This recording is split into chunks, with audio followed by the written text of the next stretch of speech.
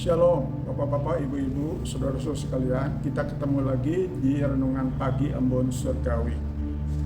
Hari ini saya ambil judul Jangan Remehkan Yang Kecil. Jangan remehkan yang kecil. Sebelum membaca Alkitab dan merenungkan, mari kita minta pimpinan Roh Kudus. Kita berdoa. Terpujilah nama-Mu Tuhan Allah yang Maha Kasih, yang Maha Baik. Ya, kasih dan kuasa-Mu yang tidak berubah dulu, sekarang, sampai selama-lamanya, yang akan memimpin hamba-Mu dan Bapak-bapak, Ibu-ibu, saudara sekalian yang diberi anugerah kesempatan untuk mendengar firman ini. Kiranya Tuhan memberkati, siap untuk mendengar dan juga siap untuk melakukan dengan pertolongan Roh Kudus. Dalam nama Yesus kami berdoa. Amin. Matius 25 ayat 21.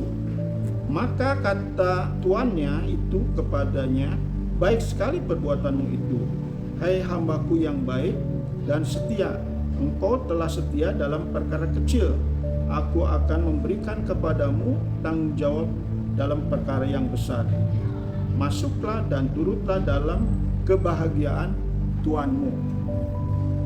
Demikianlah firman Tuhan, bahwa kita jangan meremehkan yang kecil. Kalau kita setia dari yang kecil, maka Tuhan menjanjikan perkara yang besar. Janji ini kita harus pegang, karena janji firman itu adalah setia,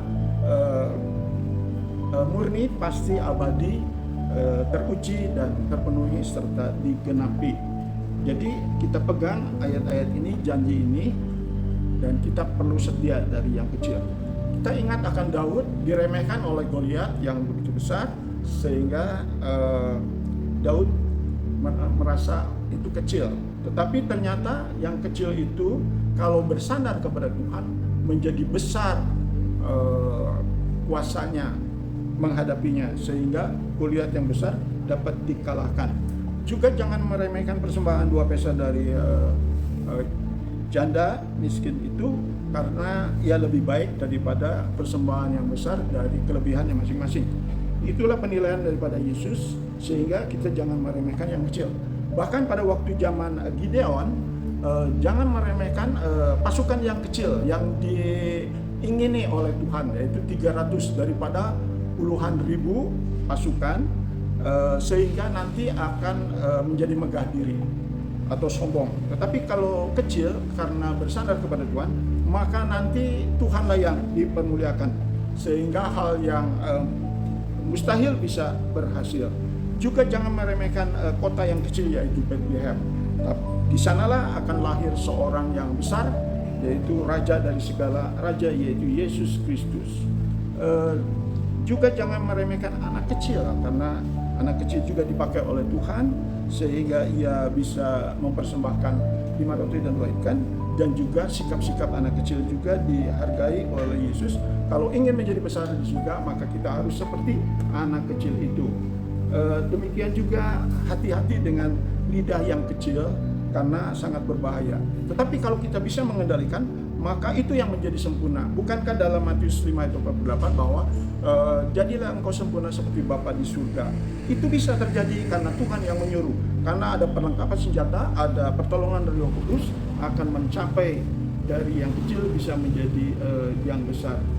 Nah, juga pada waktu kita ingat hukum Taurat, atau juga ada anak muda yang kaya. Kalau hukum Taurat ada 10, walaupun yang besar 9, kalau satu meleset, yang kecil jangan diremehkan, sehingga semuanya akan sia-sia. Demikian juga anak muda yang kaya sudah melakukan 9, satu gagal, maka juga sia-sia atau 0, karena ia cinta akan uang. Nah, itulah yang saya bisa sampaikan. Marilah kita jangan meremehkan hal yang kecil, supaya kita bisa menikmati yang besar. Inilah lagu yang dapat mengingatkan kita.